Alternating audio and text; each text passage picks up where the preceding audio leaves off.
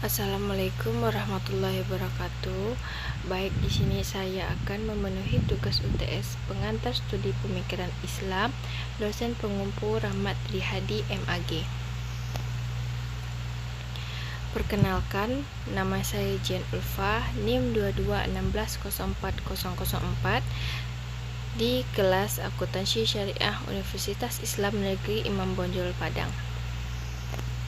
Materi yang saya akan sampaikan adalah pemahaman Islam secara tekstual dan kontekstual.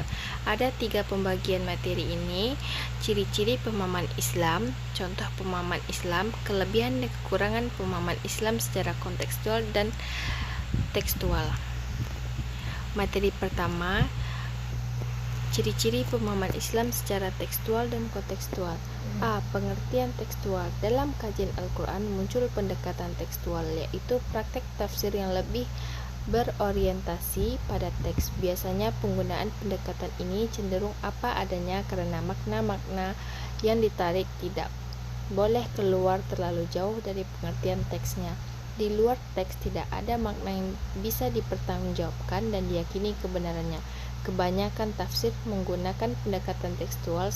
Setidaknya dapat diberikan ciri-ciri sebagai berikut. Yang pertama, banyak melakukan pengkajian nahwiyah atau bacaan yang berbeda-beda. Yang kedua, melakukan pengkajian asal-usul bahasa dengan melansir syair-syair Arab. Yang ketiga, banyak mengandalkan cerita atau pendapat sahabat dalam menafsiri makna lafal yang sedang dikaji. B. Pengertian kontekstual, yaitu metode menjadikan rasio atau akal manusia sebagai alat yang paling dominan dalam memperoleh pengetahuan dan pemahaman atas pembagian ajaran Islam. Karena itu, seluruh teks-teks wahyu harus dibedah secara kontekstual, kritis, logis, dan rasional.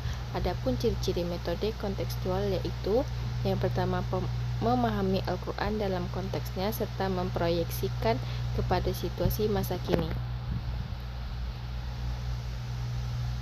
Yang kedua, memproyeksikan pemahaman Al-Quran dalam konteksnya, yakni yang diperoleh lewat langkah pertama di atas kepada situasi kekinian. Materi yang kedua, kelebihan dan kekurangan pemahaman Islam secara tekstual dan kontekstual. A. Kelebihan dan kekurangan tekstual. Kelebihannya antara lain menekankan pentingnya bahasa dalam memahami Al-Quran. Yang kedua, memaparkan kelebihan redaksi ayat ketika menyampaikan pesan-pesannya. Yang ketiga, mengikat musafir dalam bingkai teks ayat-ayat sehingga membatasi terjerumus dalam subjektif yang berlebihan. Kelemahannya antara lain terjerumusnya sang musafir dalam uraian kebahasaan dan kesusastraan yang bertele-tele sehingga pesan pokok Al-Quran menjadi kabur di celah uraian itu. Yang kedua, seringkali konteks turun ayat hampir dapat dikatakan terabaikan sama sekali, sehingga ayat-ayat tersebut bagaikan turun bukan dalam suatu masa atau berada di tengah masyarakat tanpa budaya. B. Kelebihan dan kekurangan kontekstual. Kelebihannya antara lain mempertahankan semangat keuniversalan Al-Quran, sebab dengan penafsiran kontekstual maka nilai-nilai yang terkandung di dalamnya akan tetap sejalan dengan perkembangan zaman. Yang kedua, metode tafsir kontekstual merupakan sintesa dari metode analitis, tematik, dan hermeneutika. Yang ketiga, metode tafsir kontekstual akan membuka wawasan berpikir serta mudah dipahami sebab banyak data yang ditampilkan namun penyampaiannya tetap sesuai dengan konteks pemahaman audiens. Kelemahannya antara lain hasil penafsiran kontekstual terkadang didahului oleh interest pribadi dan dorongan hawa nafsu karena ada pintu penyesuaian nilai-nilai Al-Quran dengan kondisi masyarakat. Yang kedua, dengan semangat tafsir kontekstual terkadang melahirkan tergesa-gesahan penafsiran ayat yang merupakan otoritas Allah untuk mengetahui maknanya. Yang ketiga, Usaha tafsir kontekstual terkadang menitik beratkan sebuah penafsiran pada suatu aspek. Yang keempat, tafsir kontekstual memotivasi seseorang untuk cepat merasa mampu menafsirkan Al-Quran sekalipun syarat-syarat musafir belum terpenuhi. Materi yang ketiga, contoh pemahaman Islam secara tekstual dan kontekstual. A.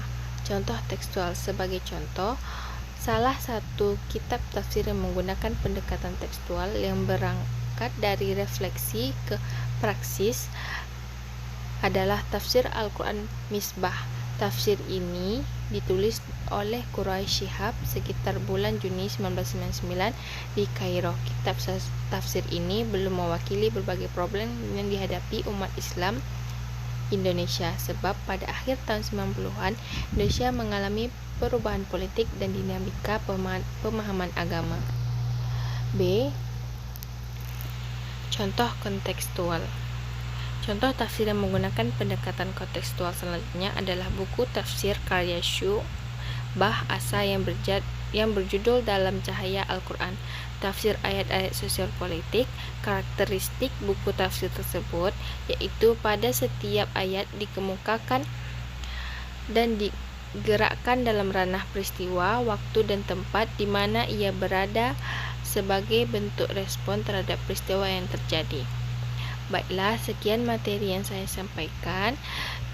Jika ada salah, saya mohon maaf. Semoga materi yang saya sampaikan ini bermanfaat bagi teman-teman dan penonton yang menontonnya. Saya sudahi. Assalamualaikum warahmatullahi wabarakatuh.